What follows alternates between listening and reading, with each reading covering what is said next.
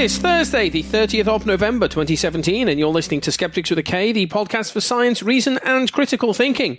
Skeptics with a K is a production of the Merseyside Skeptics Society, a non-profit organisation for the promotion of scientific skepticism on Merseyside, around the UK and internationally. I am your host, Mike Hall. With me today is Marsh. Hello. And Alice. Hello. So we're recording in your house today, Marsh. We are recording in my house, in my living room this time, so less of an echo. Less echoey, we hope.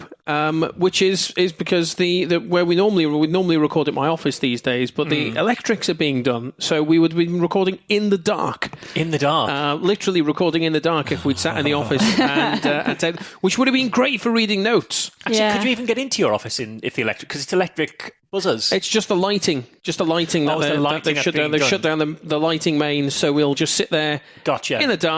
How long are they shutting the lighting main down for? Until 1 a.m. Oh, okay, so it's just today. Yeah, just this evening. Because that wouldn't be ideal in like a technology park, a technology building. So yeah, lights don't work. Lights don't work. Not brilliant. So it means we're in the thing with your new cat. With my new cat, Kamiko, who is just sat at my feet licking herself. This gorgeous little black bundle of energy and weirdness. So we talked on the show that you were getting a cat, and that you had not yet chosen a name. But now you've got a cat. We've got a cat and a name. Yeah, so we went through a few different options on the name, but Kamiko seemed to sort of stand out to us a little bit. It's from the Wind Up Bird Chronicles, which me and Nicola both read and enjoyed, and she's all like delicate and weird and fun. So yeah, it's a name that kind of fits her, I think. She is, Kamiko, or Meeks for short, occasionally. Meeks or Miko, which sounds a little bit too close to Nico, which is Japanese for cat. Why is that too close? It sounds like massively appropriate. It's not quite it. Well, it's not quite it. Yeah. So there we are. Little Kamiko. Hello, Kamiko. She's just here at my lap. So, listeners, if you hear yelling and screaming... She shouts for attention. In the background during this recording, it might well be Marsha's cat. She's a good cat, isn't she? Demanding. Well, she's very demanding. She is demanding, and I got her, and then I immediately, and by immediately, I mean after about a week, had to leave the country for a week. Yeah. So I relied entirely on you to look after her, because Nicola looked after a couple of days, then you did the rest. I've been cat sitting for a few days, which was fun, apart from you can't get any work done around her, because she's so attention-seeking. And very chatty and wants to be with you all the time and ask you questions all the time and purr at you very loudly all the time, which is great on the one night that I stopped over and she woke me up at 4:00 in the morning with her head right next to my ear, purring really loudly like a little creeper, just purring loudly in my ear. Yeah, she'll do a bit of that. So I'm getting used to... So I've never looked after an animal before. No. So I don't really know what I'm doing. No, well, she's alive. It's like you've had her 2 weeks, and she's happy. And I was away for a week of them. It's like a little practice baby. Yeah, I mean, it's a kind of practice baby that I'll never have, other than I'll never have a real baby. Don't attack the carpet, Kamiko. It's a new carpet, love. Yeah, so I don't know. So like, she goes meow, and I give her some food. She tells you when she's hungry, yeah. But then she meows a lot. So I don't know if it's because she's hungry. She wants attention a lot. I just I don't want to give her food when she wants attention. I don't know how people go through all this stuff. Well, if you give her food when she wants attention, she'll just turn her nose up at the food. Yeah. And she's never turned her nose up at food. Fuck you. She is yet to turn her nose up at anything. She's a greedy little cat, isn't she? Yeah, she is. To be fair, she might learn how to tell you the different things she wants as well, because today Lupin told me that he was cold by barking at the electric heater.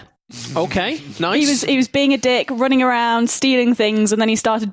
Lupin never ever barks at anything, anytime. And suddenly he started barking at the electric heater. I was like, okay, so you're cold, let's put your jumper on and put the heater on. Put the heater on, and he immediately lay down in front of it and curled up in a little ball and went to sleep.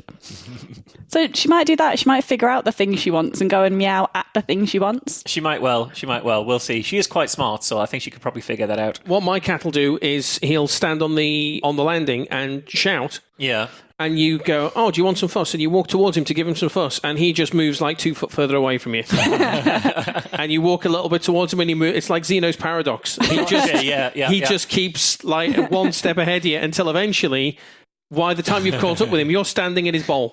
Just by coincidence, I'm sure you're standing in his bowl. Well, we'll have to figure that one out. She may figure that trick out as well. It's kind of slowly leading you Well, she often just leads me into one of the rooms, but then just stands there, not quite near her food. Or the other thing she'll do is she'll wander into a room and like nudge against the door, so I'll kind of follow her. And then she doesn't want anything, so I'll walk back out, and she waits and waits and waits and waits and waits. And I'll leave that room. I'm just about to walk into another room, and she pegs it full tilt as quickly as she can into that room before me. Oh, I'm giving you a little stroke, Kamiko. It's okay. A little jump there. So I went to see Justice League. Did you? Yeah. Why? And I had nothing to do of a Saturday afternoon. It was bollocks. Yeah, it looked like it was bollocks. Don't go and see Justice League. It's shite. But the interesting thing I thought about Justice League, because I saw Thor 3 as well. That's really good. That was good. And Did we tell you about that? Have we seen? We talked about Thor 3 briefly on the last show. Might have done. I really enjoyed Thor 3. I thought it was very good. There's a lovely gag very early on where he's tied up with a chain. Yes, the bad guy where he's rotating. That's turning very around. funny. Yeah, it's very a funny good gag. It's a fun film. In fact, I think Thor 3 may be a little bit too fun. Personally, what? Just in the sense that there's something that Marvel does very well, and there'll be mild spoilers for Thor in this little bit. But something that Marvel films do very well is when they get a little bit pompous, they're very good at just puncturing that. Yes. And Thor especially of the kind of big name heroes was quite pompous. Yeah. He was very with his faux Shakespearean dialogue and his hammer, massive and he hammer. Takes himself very seriously. And they've really tried to move away from that in this one and make Thor more of a fun character, very much more like the Jack Kirby version of Thor, where it was all primary colours and weird and space, and where they it's got a very 80s thing going on. Kept away from that before. But I felt they pushed that a little bit too far. Like every time Thor tries to be cool in Thor 3, it goes wrong. Like every time. He doesn't get his little hero moment of looking swish and cool and brilliant. Every time he tries to be the cool guy, it backfires on him and he looks a fool. Yeah. Which it's like, well, I kind of want him to look cool sometimes. I'm quite happy with him looking a bit of a fool. He still does some decent stuff. He's all right. It's fine. So I felt they pushed it a little bit too far. But that's a little bit too far. And it's a minor criticism because it was a really good film. Justice League, however, was bollocks. Yeah. Oh, it was bollocks. The thing about Justice League as well, it's very obviously two different films. By which I mean Zack Snyder quit as director earlier this year because I think his daughter bereavement or something like that died unexpectedly. Yeah. And so he said, I can't do this, guys, and he quit. And they brought in Joss Whedon to finish the film. And the first thing Joss Whedon did was order a load of reshoots. Yeah. And it's really obvious what's the Joss Whedon material and what's the Is the Joss Whedon stuff better? Zack Snyder material. The Joss Whedon stuff is better because it's got a sense of humour. Because one of the problems that the DC films have done is that they take themselves really seriously in the way that the Marvel films don't. The Marvel films are fun to watch, and the DC films we're very gritty and serious because it's a very gritty, serious thing. Being dressed as an enormous bat is a very gritty and serious thing to do. And Joss Whedon has come in and brought some levity to it, and he's brought some humanity to it as well. So there's a whole subplot that was added that you can tell is kind of tacked on afterwards. Yeah, like his upper lip. Afterwards. You can also tell Henry Cavill's CGI upper lip in every scene that he's in. But even things like Superman's costume is bright blue, not dark blue, in Justice League, as to try and move away from that dour, gritty dour thing. But even with the rewrites and the reshoots, it's still a fucking bollocks film. Don't go and see it. Yeah, I've only heard bad things about it. Don't go and see Justice League. I saw a really, really, really bad film that I can't tell you anything about without spoiling it, so I'm not going to. But I saw Mother, and it was awful. It's like okay, the you've worst been banging on about how bad it was. It was for awful. Ages. It was really bad. It's really terrible. It's just two sledgehammer. I can't talk about it without spoiling it though. So I can't talk about it on the podcast. But it was awful. Well, I've seen 3 films of late. Okay. One we saw yesterday, me and Nick and you and Laurie and Karen. Yep. I went to see Princess Kaguya. Yeah. Which was a Studio Ghibli film, yes. but in a different way from a normal Studio Ghibli film because it had a very watercolor kind of look about it. It was very pretty. Yeah. Okay. I did not understand what was going on. I mean, I did, but it didn't make a lot of sense. It's a very weird story, yeah. I mean, I couldn't make sense of My Neighbor Totoro either. It was just like, I could sort of follow Totoro, but like a bamboo cutter is in the woods when he sees a bamboo stalk lit up, and when he goes near it, there's a tiny, tiny little princess. Like 3 inches or 4 inches big in it. Runs off to a bowl as you're just trying to catch up with her. Well, he picks her up and takes her home, and then she turns into an actual baby. And it's a baby that then grows every couple of weeks, grows by a couple of years. So she's like almost like a teenager after 3 months or something like that. Okay. And he decides that she's a princess. So he takes it to Tokyo, I guess. Well, it wouldn't have been Tokyo because it was the capital at the time. So it would have been Kyoto, I guess. And then builds her a mansion. And she's now the most beautiful, and teaches her how to be a beautiful princess. Right. And then she's got suitors from all around, and she's turning all them down because she's not interested. And made of bamboo.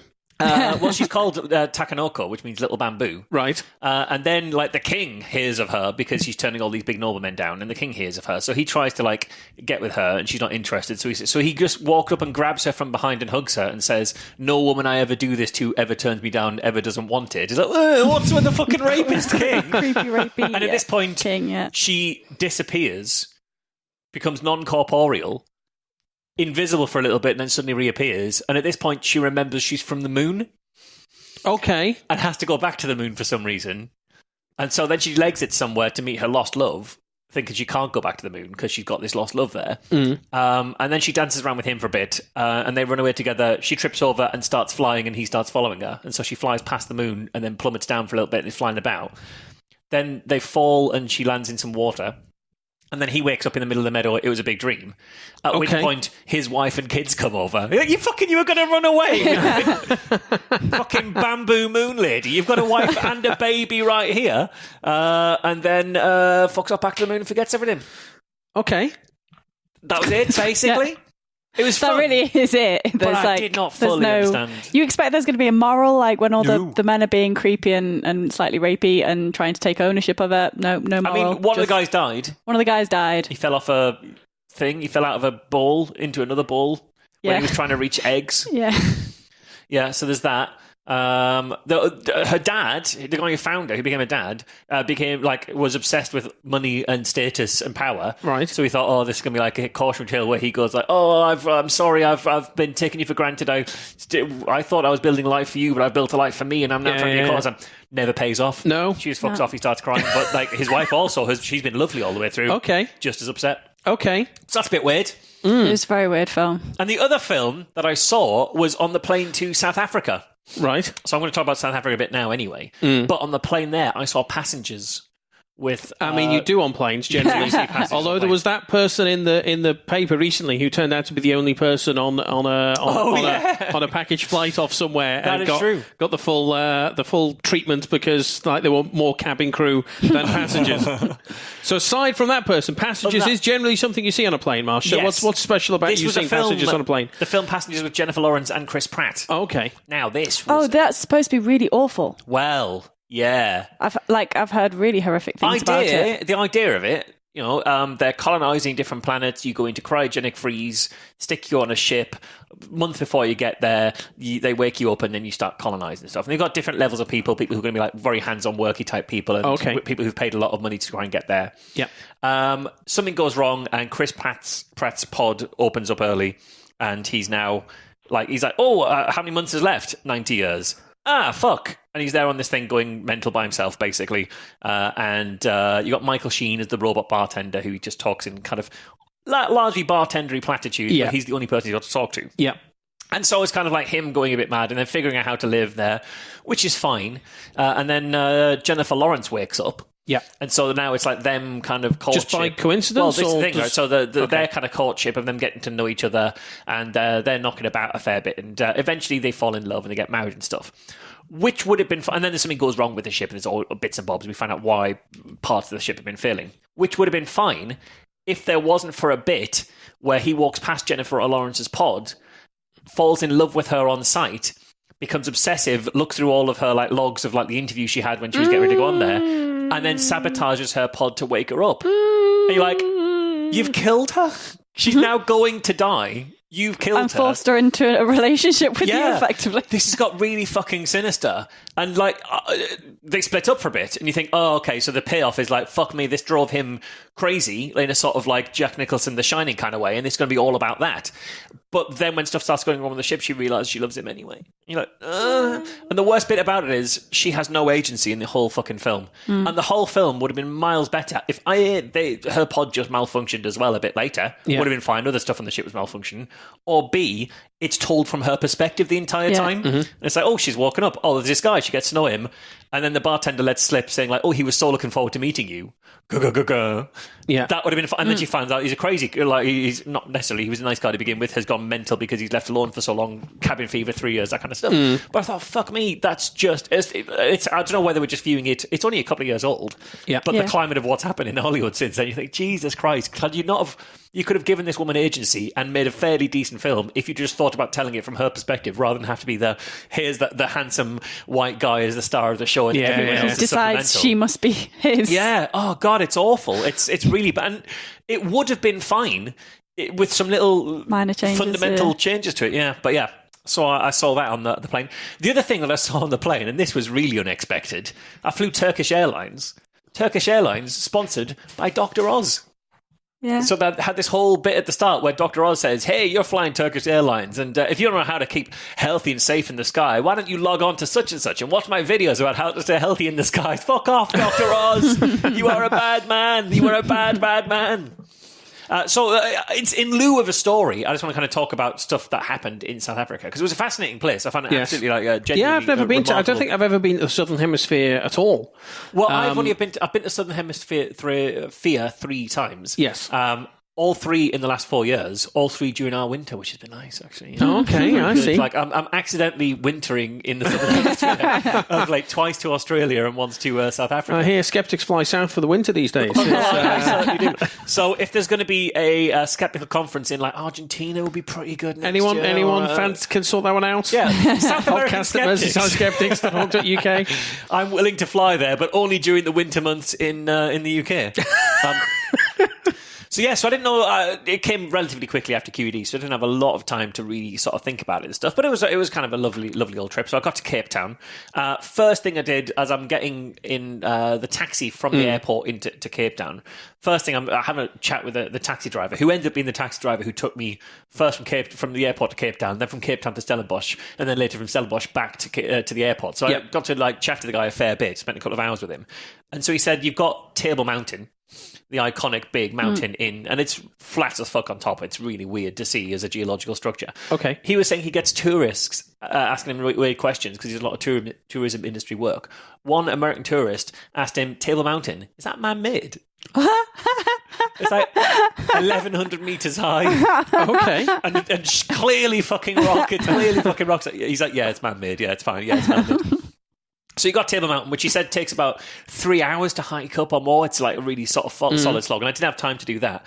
So what I did do instead, there's this little bit next to it called Lion's Head, which is like 670 meters tall, something like that. So I wandered around during the day and then thought, fuck it, I got to a hotel about 2. I thought it's about 4 o'clock, go for a wander. Got to about 5 o'clock, thought, oh, fuck it, I'll go and climb that mountain. And so wandered up, walked around the top of this mountain. Now, this mountain, it was the weirdest thing. I do a little bit of walking. Whenever I go anywhere, I end up like walking up the highest thing that is there, really. Yeah.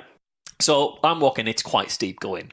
I'm getting towards the top, my legs are starting to ache. I think, God, this is pretty steep going. And as I'm getting around there, it stops being a steep hill and starts being actual steps, but not proper steps, just like rock, different size steps on the way up. So, okay, this is getting a bit much here. But I'm carrying up, and then there's a bit where you have to literally clamber with your hands on a bit above my head and put your feet in holes in the rock. And you go, my legs are now starting to ache to a point where when I'm standing on one of the rocks, my leg isn't quite strong enough to hold my weight, and I'm sort of wobbling sideways, and there's a massive drop to the side. I think this is not going to go very well. What you really want to do is just kind of run diagonally while jumping, which is the way to the Skyrim way of climbing up mountains. Well, then I came to a bit on the rock face, which was a ladder, an actual metal ladder climbing up this hill. Oh, God. So I took the ladder up, and then I got to a bit where the path diverged in two, and one bit was called The Chains. Okay. And it said, we advise you take the bit to the left, but you can take the quicker route, which is The Chains, but take them at your peril. Okay. And it was just metal chains in the walls. Oh, I'm not taking that. So choose the right at your peril was what they were saying there. Yes. We prefer the left, choose the right at your peril. Yeah, it's advice to live by. So I didn't try that. So as I was getting all the way around, I managed to get relatively on top, not right to the very, very top, but even as I got to the top, it was an incredible view. But then there was the next bit that was even further up, and it was literally like having to scale sheer rock face to get to the top that people were doing. at about 7 o'clock. I'm just showing the picture there. And it was massively high. It was a lovely sight. There's me on, I'm just showing you the picture there. There's me on top of the old, okay, so it's a nice picture of Marsh looking like like he's been climbing up a mountain. You look a mess. Hot and in the nicest possible way, mate. You look a mess. Yeah, I very much was a mess by that point. So that was day one. I worked out on my old phone. By the time I got back to the hotel, I'd walked 15 miles that day, which was a bit more than I was expecting. Having had how much rest after how long was the flight? 23 hours door to door. Wow. Because it was like 11 hours from Istanbul to Cape Town, 5 hours from Manchester to Istanbul, a couple of hours in Istanbul. At like 3 in the morning, I was in Istanbul listening to David Bowie drinking beer. I was drinking beer. I was listening to David Bowie. There was some clarification needed there. He wasn't drinking beer. He's very much dead. Some brackets needed in that sentence. Yeah, which was quite a lovely experience, actually. Although Istanbul Airport has the most infuriating Wi-Fi policy I've ever fucking seen. Right. So you get there. Obviously, I'm only staying for a couple of hours, so I've not got my old travel data on. I'm not paying a $5 just to be in Istanbul for a couple of hours. Not worth it. There's free Wi-Fi anyway. Why would I do that? Free Wi-Fi that you need to verify through a code that they'll send to you. And it says the code might not send without your data on, so turn your data on to get the code. If I turn the data on, it's costing me a $5, and then I've got unlimited data. So so I didn't have any of that. So that was kind of that night. Then I went for a couple of drinks on Long Street in Cape Town. Okay. Which is a very, very long street. It's a massively long street with loads of bars. And not an ironic name then. Not an ironic name. It's a big, big long street, so that was quite interesting. And I was really lucky because a couple of months ago, one of our listeners got in touch to ask a question about the Gardasil vaccine and side effects and how to explain those to people, that type of stuff. And he said, I'm here in Cape Town. So I'm coming to Cape Town. If you fancy a beer. So I called him, and he's like, yeah, I'd love to go for a beer. He said, how about, I'll catch you in the morning, I'll take you on a tour of Cape Town and take you all around. Okay. So it was a guy called Damien, absolutely lovely fella, and his partner lived in, and so we then ended up going for a big old journey around Cape Town. Good. And I saw penguins. Actual rock penguins. That's cool. Yeah. Right. They're pretty good, little rock penguins. Saw some of them. I saw some wild macaques. They've just got wild macaques knocking around. Macaques are good. They're so smart. They are really smart. Apparently, they have to be kept away from people, so they kind of shoot paintball guns around them to try and keep them away from people. I thought you meant the macaques fire paintball guns. You have to keep away from people because they fire paintball guns. They shoot you. Well, one of the things they do is they'll break into your house and rob stuff.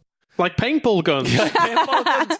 And what do they do? So like if steal you leave a window open, and they'll steal food. They'll steal anything they think is looks like something they're interested in. Okay. But one of the things Damien was saying is if the window isn't big enough for them to get through, they'll lift their kids through. So they just pop their kids in the house and let the kids do the robbing. So they're pretty smart. I drove past some zebras. So actual zebras. Okay. We're in for lunch. Wait. How do you feel about zebras? I'm all right with them, partly because you're scared of horses. I've got a phobia of horses. Yeah, I fucking hate horses. But zebras are stripy horses. They're stripy horses. Zebras are one of the reasons I dislike horses. Because I think horses are trying to conquer the world, and I think zebras are step one of their plan because they're camouflaged. And I don't trust an animal that has a camouflaged version of itself just knocking about like a combat-ready version of itself. But it was at a distance. I was driving past it in a car. I'm only bad around horses when they're near me. Yeah. And I'm not in a metal box. And when they can't get to me with their metal feet. So I saw zebras. Where we stopped for lunch, we saw some sort of splashing in the distance. Whales. Saw some actual whales really breaching and dropping a massive splash, and they were just like mucking about and breaching and nice. They were probably about a mile or more away, so I couldn't see them very well. But I've seen some actual whales, which is pretty cool. We also went to Cape Point, which is where the Indian Ocean and the Atlantic Ocean meet. And it's a peninsula that comes out, and you can stand on the edge of it. And like to is your that left, like right at the tip of Africa? Okay, pretty much. Yeah, tip of the sort of southwesternmost tip of Africa. Yeah. So you can actually go. There's the Indian Ocean. There's the Atlantic Ocean where you stood, which is pretty cool. But there's this lovely bit where. Again, there was splashing in the distance, and Damien overheard a couple of tourists kind of looking over at and pointing at this splashing. And he said, oh yeah, that's a rock formation called the Bellows, which is like basically like a circular rock is how it is. There's a hole in the middle of it. And as the water hits it, it literally splashes up in the middle and shoots up. I see, yeah. And if you don't know it's there, loads of ships go into it and get like smashed in because the water comes from all sides. All right, so it's very big then. Yeah, it's big a enough large to get structure. it's like a circular kind of thing. And the tourist said, "Oh God, you've ruined my dreams now because I thought that was a whale. I was looking for it to come out. I kept seeing it splashing up." So that was really interesting. The other thing that was really, really fascinating about just being in Cape Town generally was seeing how kind of the effects of colonialism sort of writ large. And I won't go into too much. I'm not an expert in the history of South Africa. But what always fascinates me, the more that I've travelled, and I've been fortunate to travel in lots of different places. You know, I've been to Australia, things like that. It just seems to me that the more you travel as an Englishman, the more you come up with a laundry list of places that we should apologise to and for. And Australia very much had that, and South Africa also very, very much had that. I've never seen anywhere where the people who will say that apartheid's fallen and everything is great now, you know, everything there is a quality to South Africa. To see that in person, it's pretty clear that you can take the laws away, but the social structures that formed while those laws were there are still very much they don't go away quickly. Yeah. So there's huge kind of issues there. 49% in unemployment, which I was absolutely staggered by. There's also a massive water shortage there as well, which I didn't get told about at all. But apparently their dams are down to 32% going into summer. So, like, they reckon the water's going to run out in March or something, which is terrifying. And there's a story that I think is apocryphal since I looked it up, that one of their council ministers in charge of the water said the problem was, under apartheid, they built dams that were too big and they take too long to fill. So if they had smaller dams, they'd be full by now. I'm not sure that's how that works, but okay. Yeah, I'm not sure how that works. But we think that's an apocryphal story. I think it's, looking it up, I think it's an apocryphal story. I also got to go up Table Mountain just before sunset, so I was on top of Table Mountain when the sun set. To see the sunset. Which was just incredible, because the clouds are all below you, and you see them rolling off the mountains, and the sun setting on top of the clouds from where you are, which is unbelievable. But then, and this is the last bit of my travel story before I go into the conference I was at. I had the experience where because there's a lot of unemployment, a lot of people homeless on the streets, they'll beg not for money, they'll beg for food. They'll ask you to just pop into the shop and buy them some bread.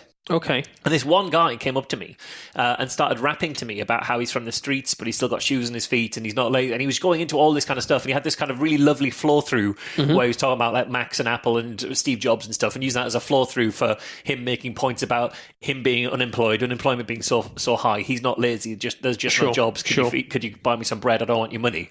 And it was really genuinely pretty impressive. So I thought, actually, you know what, mate? I'm gonna buy you some bread. So I went at the shop and bought him some bread.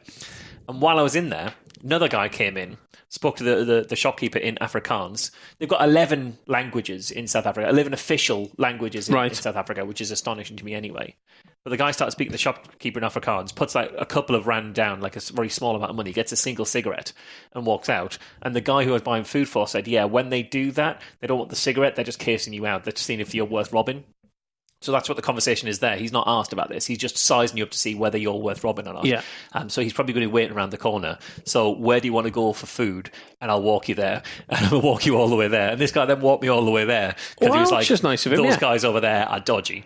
And while he was doing that, he said, there's this other scam that you'll see if you walk up and down Long Street, where guys will come up to you and they'll start talking about your trainers and ask you what your shoe size is and say, oh, those trainers, can we compare our trainers? Let me see. And what they'll do is they'll sort of like, they'll try and make you sort of bend over to sort of like grab your leg or something like that. So you bend over and either something will fall out your pockets or they'll try and rob you, like take your wallet out, take your phone out, and they'll leg it.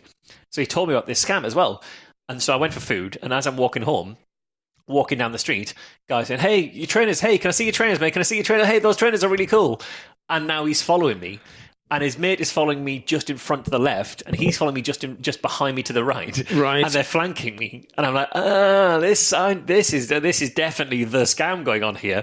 And I turn a corner, which I thought was going to take me to my my hotel, and it's a deserted street. Oops. And I'm walking down there, and I'm going, oh fuck, this is a bad idea. So I just ended up sort of spinning on my heels and ducking between the two of them, and walking very quickly back to the hotel. Yeah. But yeah, I thought they full on tried to rob and scam me. So I've never been so close to... So you avoided that one? I did avoid it. You avoided that one. I didn't get robbed or scammed at all. Because you don't want to do the typical tourist stuff when you're down there, do you? No, exactly, yeah. Getting mugged. I want to go off the beaten track, not do what everyone else does. So that was kind of my kind of holiday stories. But I also had the pleasure from going to Cape Town to Stellenbosch, which is a little way east of Cape Town, and is very clearly a much more affluent area. It's all wineries. And so you have it was fascinating going in the car and with the taxi driver. And this is where we saw the zebra. He said, yeah, these people here, they've got so much money, they've got so much land, they keep zebra on it. They don't need to keep zebra on it, but they just keep zebra on it. They keep those zebra there. This land's probably worth a couple of million rand. This is probably worth 10 million rand. It's about 20 rand to the pound. So it's fascinating going from a place where there's unemployment and homelessness everywhere to, hey, all of this area, but all this land belongs to that guy. Yeah. And you think, did it belong to that guy prior to the stuff that happened, or did that happen afterwards? Who did it belong to before then? Which is kind of fascinating. But Stellenbosch was very nice. So I was at the conference of Stellenbosch University, which was a quackery and journalism conference. Okay. So some of it was kind of science, some of it was quackery, some of it was journalism. They're trying to sort of put all the pieces together. And I think it's the first one they've ever had. They said it's the first international conference on quackery in the world. I was like, no. I mean, depending on what you count as that, because there's been some other conferences in the world generally. There were some really good speakers. I saw a guy called Tom Zeller, who was a journalist, used to be with the New York Times. He talked about this kind of long piece he did with a guy who was a cryptozoologist who was obsessed with the idea of big cats in a certain area of the US where they aren't native at all. And it was fascinating because he was saying a big cat body did get found in that area. And he took this as proof that it's true. But when they did the DNA analysis, they tracked it to say, actually, no, it was from the other coast. And you could see the way from looking at what it's eaten and things like that. It's made its way across America. And he's like, the guy was like, well, none of that's true. But the fact, I don't believe any of that science. That's not true. But then settled on this one particular piece of science that said that existed, which was an interesting sort of take on that. I saw Jacques Rousseau, who I spent a lot of time chatting to. He's really good talk about kind of the techniques we use to fool ourselves. He's a very, very impressive speaker. I saw a fantastic talk from Celeste Norder, who was talking about nutrition and the difference between how you can tell what is fad and quack nutritional information. Okay. It was a really, really good talk. Because that's a big topic at the moment. Is fad and quack nutrition in general. It's hugely endemic in certainly British and American culture. The kind of fad diet thing is hugely endemic in America, in South Africa too. They've got this thing called banting, which is a certain diet, which is actually a lot like the Atkins diet. It's very sort of high fat, zero carbs kind of thing, and it's been absolutely huge to a point where even there's a famous scientist in South Africa who's been promoting it very, very strongly. And so people like Jacques Rousseau have been trying to point out that this scientist's science doesn't really fully stack up. And it's really, it's become a very tribalistic, it's become a very kind of impassioned and bitter debate, really. The guy's got absolute devotees because the way that the diet works effectively is if you have a fair amount of weight that you want to lose, you'll lose it relatively quickly. But what he doesn't talk about in terms of the science is that you plateau really quickly. Like you plateau after a little bit, and then your metabolism's back to that, and it's not going to go any further than that. Yeah.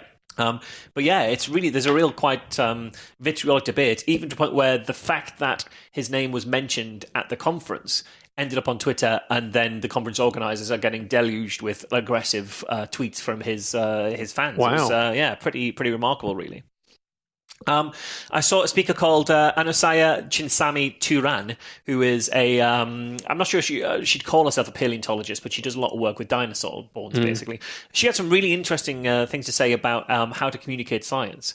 And one of the things she was saying is, I never ever show a fossil in isolation or a bone in isolation. You'll see that this is the skull of a T-Rex. To see it is meaningless because you know that that's the shape of it, but how big is it? You can say, it's 2.5 meters wide. What does that mean? So she tries to put things that you could recognize the size of in the shot with it. So she'll stand next to it and say, here I am next to the skull. And it's not just to add a human element, but it's like you can actually see comparative scale. Yes. So that was really fascinating. And the other thing she was saying was never miss an opportunity to jump on the bandwagon and put good science in.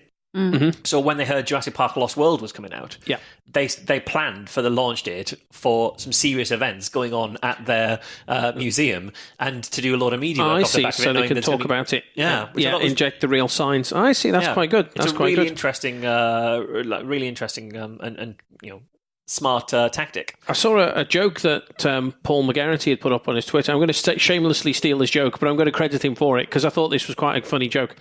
It's a very niche joke, and it's definitely a joke for scientists. But he'd said that when he was a kid and he's watching Indiana Jones, he'd say, "No, Indy, don't pick up the statue, it's a trap." And now he's an adult archaeologist, and he watches Indiana Jones. He goes, "No, Indy, don't pick up the statue, you have to photograph it in situ." Nice. I also saw a joke of his where he said, if you ever put your bins out and you see someone in a woolen jumper like leafing through it, you'll know archaeologists have finally caught up. Which that was excellent. So I think the conference itself.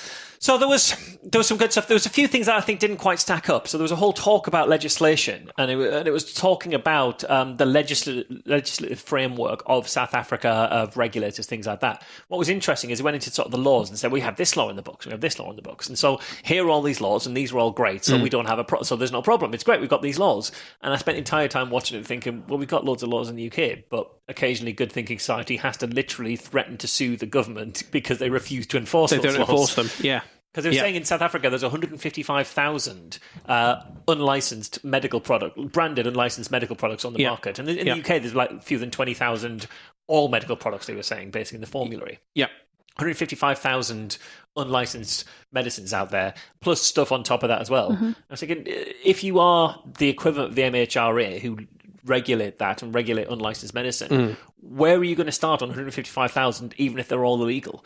How are you going to have the resources to start looking through that? You're just going to get nowhere near it. And if you do, what's going to happen is you'll take down this one and they'll just bring it up with a different name and slightly different branding, but exactly the same claims. And put it to the end of whatever criteria you're using to go through the system. So I thought that was a little bit of a naive talk generally.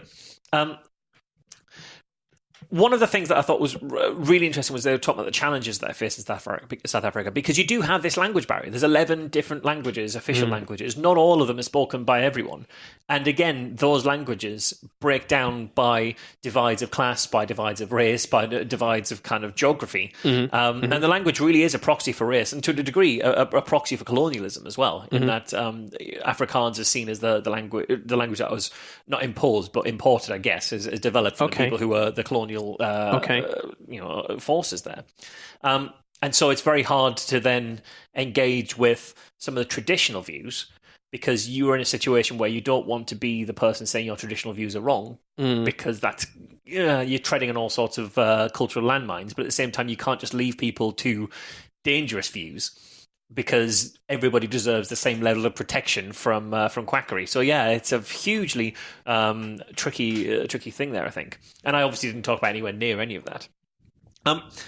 Then there was so that was kind of the quackery side, but there was also the journalism side, and for me it didn't really feel fully integrated. What it felt a lot was that the scientists were there in the same conference, in the same day. The scientists were there saying, well, evidence is what matters. Evidence is the most important thing. If it all comes down to evidence. When we have evidence, everything is fine. And the journalists are there saying, we need to tell stories, and we need to be able to talk to people. Yeah. And it just seemed like there were very, very few people putting those two pieces together. Which even to what one of the organisers was saying, that when they released information about the conference, they got a local newspaper interested in covering it. And he said, well, the journalist phoned me up, and the journalist was clearly very junior, hadn't read the website, didn't really have any relevant questions to ask. And this is a guy who's a professor of journalism at the university there. And he said, so I told the journalist, go away, read the website, and then when you've got some relevant questions to ask, call me back. And they never called me back. Of course they didn't. And then when they published the story, they got loads of stuff wrong, and now we're in damage limitation mode, dealing with all the stuff that these lazy, ignorant journalists got wrong. Or you accept the fact that journalism right now is going through a crisis, largely a crisis of funding, largely a crisis of seniority. The senior journalists and the specialist journalists are too expensive to keep on for lots of the time, so they end up going off and going freelance and things. So you'll be dealing with junior journalists a lot. And yes, eventually they might become good journalists, and you can try and help them become good journalists. But in the meantime, they're not good journalists necessarily. So deal with the hand that's dealt you, and communicate to the journalist what the story is. And what fascinates me is that on the one hand, people will criticize journalists for just copy and pasting whatever they're given. And on the other hand, they won't give them what you want the journalist to have. Yeah. It's like, the journalist, what I was saying, and I managed to say this in my talk, was that through the strategy behind a lot of the work that we've done, we've specifically had a media strategy. It was the same with 1023 and onwards from there. Yeah. We wrote the press release for them. We wrote the press release as we'd expect to see it in the newspaper. Not as we'd tell the story, which is obviously kind of, people tend to tell their story, this is the thing that's most important to me. But you write the story that you think is written in a way that's most important to the journalist first, most important to the newspaper first, in the style of that newspaper. Yeah. Worst case scenario, a bad journalist takes that and prints it. Best case scenario, a good journalist takes that and improves it. Yeah. But either way, you're getting your story into the paper. And this is what I think pseudoscientists are far, far better at than skeptics and scientists.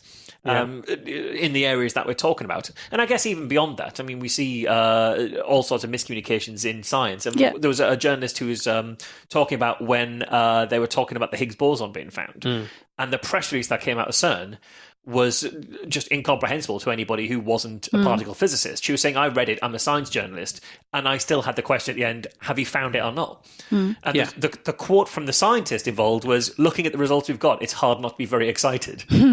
Is it? Because I've read your results and I don't understand them. So they had this idea that basically, Mr. Journalist, go off and do a load of work.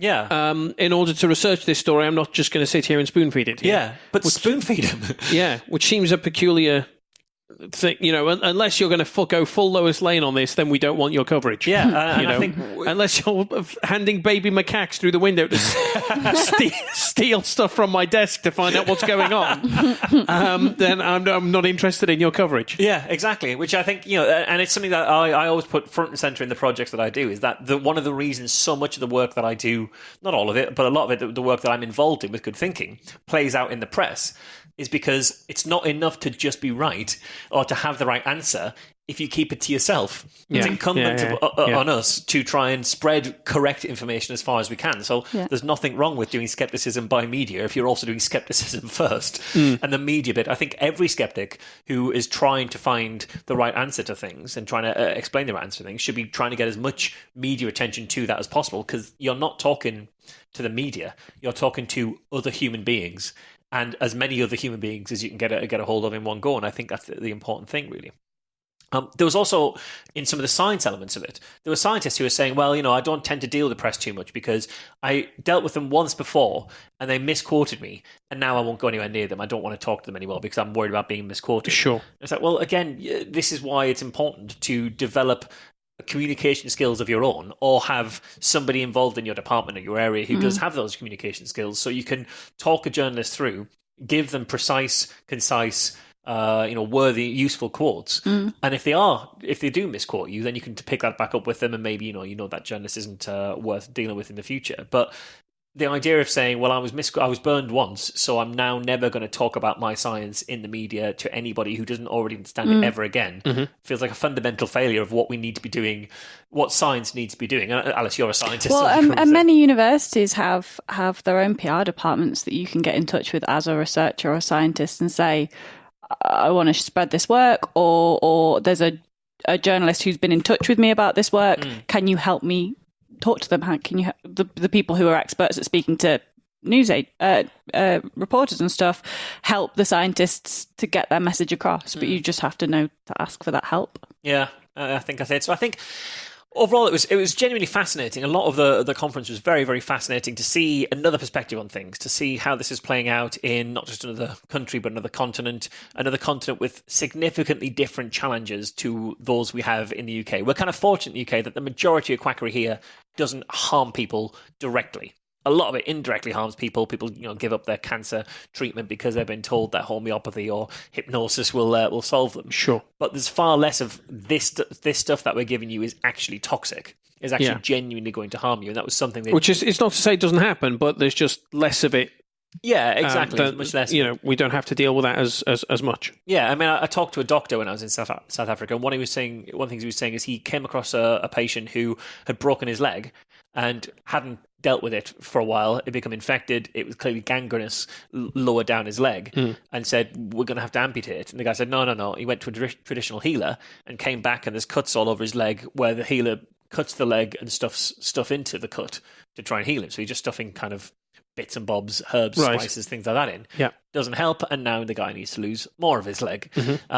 That's the kind of thing we don't face as much here in the UK. We don't have the kind of the traditional... that's the other thing. There's no traditional indigenous medicine in the UK, really. Yeah, I suppose that there's maybe the Wiccan tradition, I imagine, is probably derived from the kind of Old English witchcraft, sympathetic magic, that kind of stuff. But it's, with the exception of homeopathy, probably, is not really taken seriously by anyone. Yeah, and even then, I think the Wiccan stuff, I don't think it's not an unbroken lineage back to like the pre-Saxon times. Yeah, it's a rediscovery. It's like the people who think they're druids and they don't know what Druidry is because we don't know what druids are. Yeah. So, but whereas if you go to South Africa, if you go to Australia, I'm sure America, if you go to Native American communities, I'm sure there are still beliefs in cultural things that cultural medicines that are unbroken back to before that people have been arrived. Passed through many generations. And I'm sure that's an incredibly hard thing to then talk your way through and help people understand. So it's great that the conference is there, that they're starting to make strides in South Africa, that people are starting to have these kind of meetings. I hope they do far, far more. But yeah, it was fascinating to see another side of things and let you know. It helps you kind of reflect on, to a degree, how easy we have it, I guess, here in the UK. So following on quite nicely from your piece, actually, Marsh, my piece is kind of talking about how alternative therapies are often, at least in the UK, at best doing nothing. They can still be very dangerous, as you just said, in indirect ways. Even the most inert treatment, when taken on the advice of someone who might discourage a patient from seeking advice of their qualified medical practitioner, can lead to patients taking an inert treatment for a serious medical problem that requires medical intervention.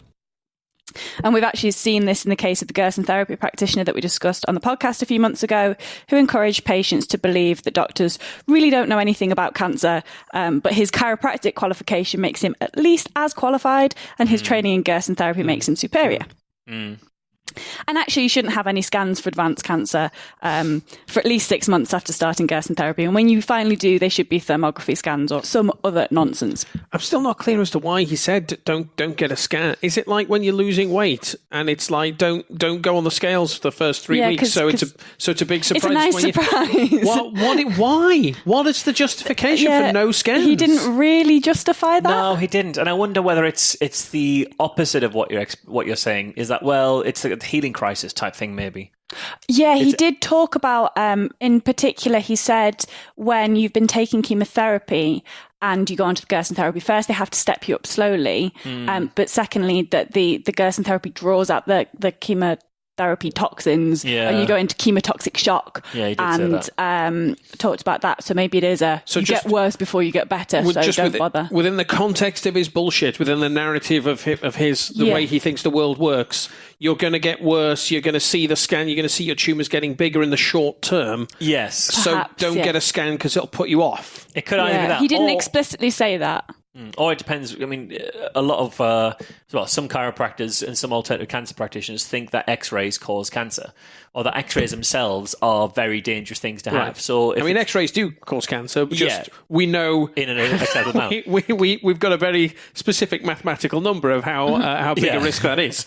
But if someone was to think that the scans themselves were dangerous in conjunction with the medicines, And then when you do have a scan, it's thermography, which is like nonsense anyway. Yeah. So they can be quite harmful, but it's an indirect kind of harm, exactly as you said before, Marsh. But sometimes there are alternative therapies that actually do something, and that can be even more dangerous. So there was a case reported fairly recently of a gentleman who took too much Laetrile.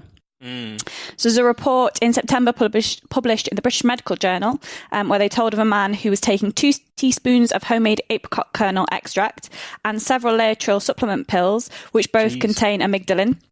So in the body, amygdalin is converted into cyanide, which causes cells within the body to have difficulty getting the oxygen that they need. And this can be incredibly dangerous and can lead to death.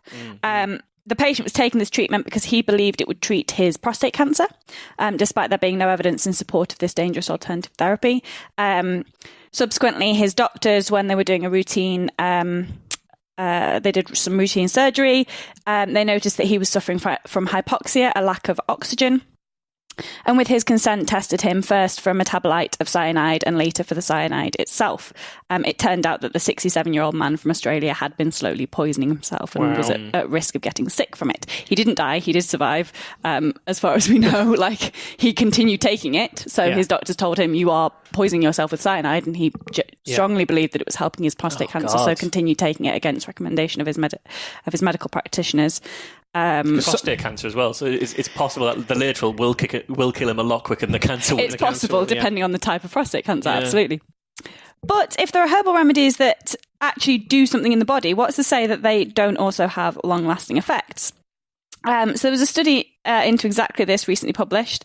Aristolic acid is found in plants such as birthwort, and has been used in traditional Chinese medicine for many years. It's been used to treat kidney problems and gout and hiccups and as a contraceptive. It was given to assist childbirth and afterbirth delivery. And in TCM, it might be given for arthritis or edema. Birthwort sounds like something caused by HPV.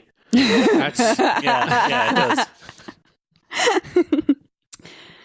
So birthwort and various other plants carry this aristolic acid, which has been known for quite some time that it can cause major health problems. So in particular, we've known for a while that it can cause kidney failure, which was highlighted in 1993 when a weight loss treatment group in Belgium had many clients suffering with severe kidney problems. In fact, 105 patients had kidney damage and many required transplantation just from taking it for weight loss. Wow, jeez. And just like bacon and cigarettes, plutonium and arsenic, AA, aristolic acid, lives on the group 1 carcinogen list. Isn't like St. John's wort also on the list? No, it's not St. John's wort, it's aloe vera. Is it? I think aloe vera is on that list. Never mentioned that, do they? And I'm sure there was another one which was pretty weird. Like being a hairdresser is on one of the lists. Being a hairdresser, that was it. Is on one of the lists. It came up in the talk that I gave in Brighton recently. There was a hairdresser in the audience who was very distressed at that being on the list. Really? Well, because another group of people were in the audience and had asked questions about things on the Group 1 carcinogen list, and they said, "But aren't there things like being a hairdresser on it?" And somebody across the other side of the room went, "What?" So you're then able to explain why? Yes, yeah, but don't worry too much. It's probably fine. Yeah. So it might be a class 2B carcinogen actually. 2B is possibly carcinogenic to humans. The exposure circumstance entails exposure that are possibly carcinogenic to humans. Okay, well, aristolic acid, which I'm going to from now on refer to as AA, is on the Group 1 list. It definitely does cause cancer. But the question is, as we discussed with bacon, how big a risk is it? So what we know about AA is that it can cause mutations in DNA. In particular, it mutates a protein called P53. P53 is a tumour suppressor, which, if you want a detailed explanation on tumour suppressors, I've literally just written a post on my blog post about on my blog. Blog's the word. On your blog. On my blog. I don't think we've mentioned your blog on the show. We should probably plug your blog. Well, all right, Alice, we're not here to cross-promote other things that we do. That's not what this show is for. Sorry, we can. So I've literally just written, I've got a relatively new blog, which is alicelovescience.wordpress.co.uk. .com. Is it .com? Yes. Thanks. It's relatively new. It's relatively new. It is a very new website apparently. But I've recently written a post about what drives cancer and about mutations and proteins and tumour suppressors and oncogenes. Do not make the onco joke Don't again. Make the yogurt joke. I'm not making Every the yogurt time joke. one of you makes the yogurt joke. The yogurt joke. Mostly me, I think, isn't it? No, you've switched. No, we like switched. the first time Mike made the joke and the second time you made the joke. Oh, so I wasn't even original. No. Man, Just regurgitating my jokes the now. most depressing news I've heard all day. Anyway, so I've written about tumour suppressors. But basically, a tumour suppressor is a protein that, when functioning normally, does something to help down-regulate cell growth and survival. So P53 is a protein involved in preventing our cells from replicating if there's a problem with the DNA. It's also called a checkpoint protein. So during normal cell reproduction, it checks that the DNA is fine. And if it is, it allows passage through the checkpoint and replication of the cell. Passage or passage? I am pronouncing it passage because that's how we refer to passaging cells in the lab. But allowing passage just sounds like you're being a bit... It sounds like I'm being really pretentious.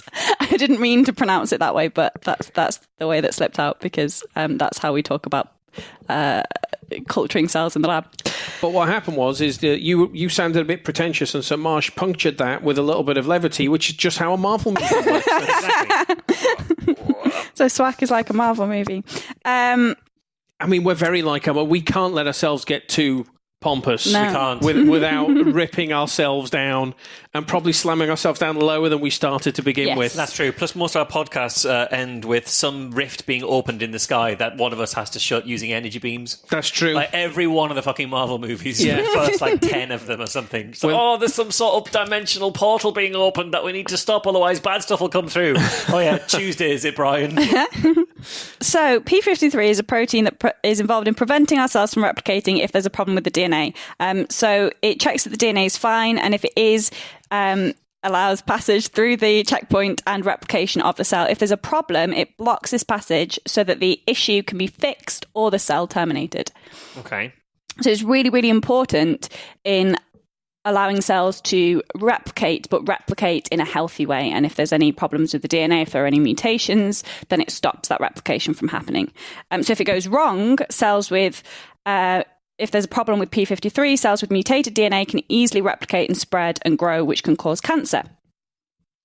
P53 is one of the most commonly mutated proteins in cancer. It's super important in the cell and super important in preventing cancer. So if AA causes mutations in this important protein, it'd be reasonable to worry that ingesting the compound might cause an increase in cancer levels. So basically, this kind of feeds into the idea that we have particular proteins that are prone to mutations within cancer, which drives cancer, and understanding the difference between our driver mutations and passenger mutations. Okay. Is that passenger mutations or passenger mutations? So a recent study set out to establish this. The study was titled Aristolochic Acids and Their Derivatives Are Widely Implicated in Liver Cancers in Taiwan and Throughout Asia. It was based on the idea that in Taiwan there is a high rate of AA exposure. In fact, the study highlighted that prescription records indicate about 1/3 of the population is exposed to AA. This is despite the fact that AA use has been prohibited in Taiwan since 2003, but people are still using it an awful lot. Yikes. What do they use it for? Do we know what they use it for?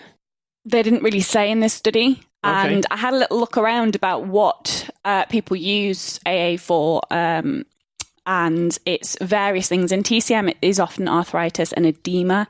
Okay. But there must be other things that they're using it for if so many people within the population are 1/3 taking it. It's a huge proportion. Massive proportion of the population. So they also pointed out that there's a high rate of upper tract urothelial cancer, and that those cancers are associated with DNA modified with the addition of AA called AA DNA adduct. So it's basically a situation where the chemical has modified the DNA in such a way that something has been added to the DNA, which changes the structure ever so slightly. Okay. And it's something that we can actually use to measure. We can measure quite easily with mass spectrometry, which is what they then did in their study. They looked for specific adducts of AA to the DNA at particular regions where they might expect this particular compound to attack the DNA. It's actually something I did with a different drug called nevirapine as part of one of my master's rotations, where I was looking at adduct formation of nevirapine with a really abundant protein in human blood. We were looking to see if we could find that in patient blood samples, and it would explain why patients were getting like allergic reactions to nevirapine, which is a HIV drug. So it's like a fairly common way of assessing drug toxicity that we use. So they looked at 98 samples from hepatocellular carcinoma, so liver cancer, from a Taiwan hospital and did mutational analysis on the DNA. So what they found was that 16 genes known to be important in driving cancer were mutated in these samples. They then looked at mass spectrometry to look at the specific DNA modifications that are signatures of DNA modification by AA, and they showed that 76 of the 98 tumours had evidence of AA interactions. So a massive, massive proportion. Wow.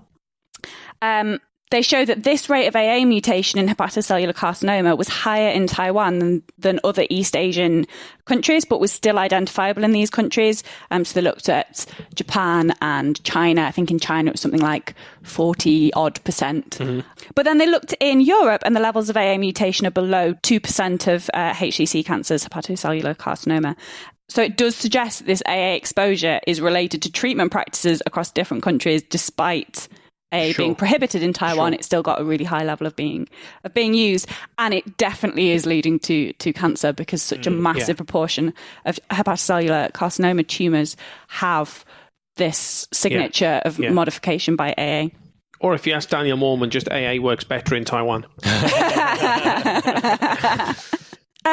So this was kind of reported all over the media as proof that alternative medicine can cause cancer, causes liver cancer. But actually, that's the thing that we've known for a while, that this particular compound can cause cancer. It's been known long enough for it to be on the list.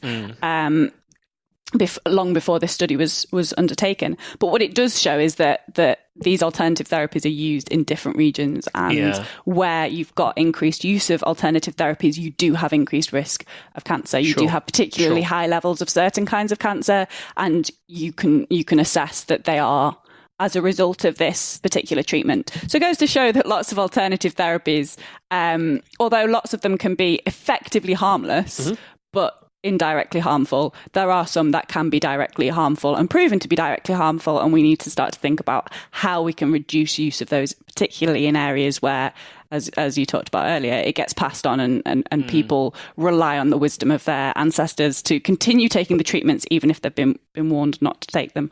Well, if anything, us as three white British people, I reckon we can crack this. I reckon we can go and tell everyone not to use the thing they've always used. It's not going to backfire on us at all. But of course, it was massively spread around the skeptical community. I don't know if you saw this story before I talked about it, but it was spread around the skeptical community as, look, see, alternative therapies cause cancer, and they can be really dangerous. And it's not, that particular finding isn't necessarily relevant to most of the skeptical communities that were sharing it. What's relevant is that it's affecting different regions differently, and that's what the study was aiming to look at. That's what the study found, and that's not what was reported in the media at all. Okay, so Liverpool Skeptics in the pub. We've got a bonus event that's on tonight. It turns out there are 5 Thursdays in this particular November. In this particular there is a November. Phantom Thursday. So we have a Phantom Thursday, because usually our events are kind of 1 week on, 1 week off. Every so often you get a 5th Thursday, which kind of throws everything out of whack. There's been a few of them this year actually, which is quite frustrating. But we thought we'd do something on the Phantom Thursday this year. So we're having the Merseyside Skeptics pub quiz. We are. Yes. That's going to be taking place in our regular venue, which is the Vines on Lime Street. That's free to attend. If you're in the Liverpool area, you should come along to that. We've got a trophy. We have got a trophy. We have got a nice trophy. A super amazing MSS logo trophy that has been custom made. It's amazing. So that's starting at 7:30. If you're in the Liverpool area, you should come along to that. That's going to be fun and exciting. The following week, which is the 7th of December, we've got our regular social event. That is in Dr. Duncan's from 8 o'clock. So come along to that, and you can say hello to us, and that'll be fun. And then the week after that, which is the 14th of December, Alice, you're going to be doing Merseyside Skeptics. A Christmas cancer talk. Because that's the cheerful thing. Super cheerful. 'Tis the season. 'Tis the season to talk about cancer at Christmas. Yeah, I thought I should probably get around to doing Merseyside at some point. So Well, now that we've had you out practicing, I practiced on the other Skeptics in the pub groups, you can come and do it properly. Come and do it properly for us. Marsh, are you getting attacked by your cat? Yeah, he's teasing the cat. I'm playing with the cat, but she's hooked herself onto me jeans and can't get off, and now she panicked a little bit. And I thought if I just give her a little bit of fuss like that, then she might attack your foot a little bit more, which works quite well. Attack my foot with 2 claws and her teeth. Oh, so, little darling.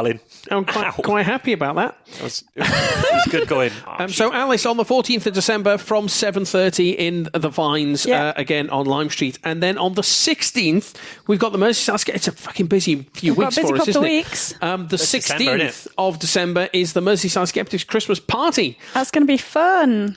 So that is in Oaxaca. It is. Top floor of Oaxaca in the little rooftop bar area. If it's not raining, we can go outside. We can go outside. If it's not raining and fucking freezing. And sit in the cold. That's starting at 7:00 because we like to start a little bit earlier for the Christmas party. So we have time to eat because there's going to be snacks. Snacks, drinks. Exciting Mexican snacks for Christmas. Anyone's welcome. So again, this is free to attend. Everyone can come along. It's going to be free food. It's going to be very, very exciting. Marsh, if you're going to fool with the cat... I'm trying not to fool with the cat. While we're on air... I'm trying not to, but she's starting to eat my ankle. What do you expect is going to happen? She's clicked onto me socks and can't get off because she doesn't know how her claws work sometimes. So you'll find information about all of our events up on our Facebook. We're gonna have our annual Secret Santa as well. We are. So people can bring silly, cheap gifts. We like the really naff, awful, it's shit stuff. Secret Santa, specifically shit Secret Santa. So we're going to be doing that again. So be warned and bring some tat, wrapped up Christmas tat. Any books, anything you've ever been given that you absolutely hate, that you can swap it with a fellow skeptic. I'm quite pleased. I've already bought our Secret Santa present. I'm quite pleased with our Secret Santa present. Oh, that's good. I need to find something ridiculous. I remember the Secret Santa a few years ago. Katie got the book Red Shirts. Yes. By John something or other. I don't remember the guy's surname. From Nicola, I believe. It was from Nicola, yeah. Who thought it was a terrible book and so gave it away in the Secret Santa. Yeah. A couple of years later, you're in my living room. Yeah. With Nicola, who goes, "Why the fuck have you got that book? It's shit." So you literally gave it to us. Nicola's actively judging Katie for having a book that she gave her. Yeah, which was magnificent. So we'll remind you about these events again on the next episode. At least certainly Alice is talking the Christmas party, but we'll remind you about all of our stuff when that comes around. We don't have to plug QED because. It's not going to be for ages. It happened, didn't it? It's done. We haven't even picked a date for the next one. It's. I've got people asking me if you've picked a date, though. In all likelihood, QED is going to be around a similar time as the last one. Aside from that, then I think that is all we have time for. I think so. All that remains then is for me to thank Marsh for coming along today. Thank you. Thank you to Alice. Thank you. We've been Skeptics with a K, and we will see you next time. Bye now. Bye.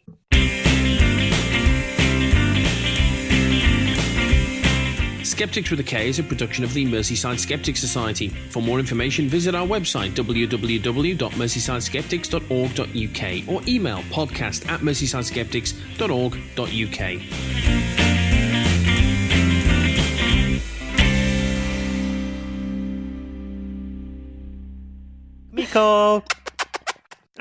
She's lovely.